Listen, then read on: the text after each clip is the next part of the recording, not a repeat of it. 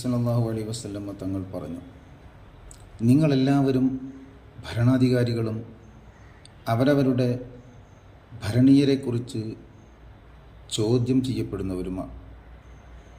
അമീർ അഥവാ മുസ്ലിം ഭരണാധികാരി ഓരോ പുരുഷനും അയാളുടെ വീട്ടുകാരിൽ ഭരണം നടത്തേണ്ടവനാണ്.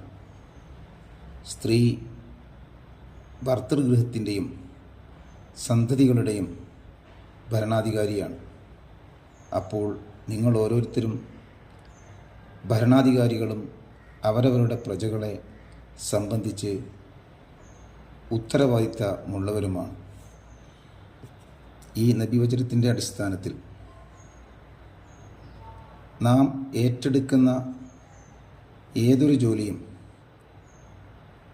അതർഹിക്കുന്ന വിധം പൂർത്തീകരിച്ചിട്ടില്ലെങ്കിൽ നാളെ അള്ളാഹുവിൻ്റെ മുമ്പിൽ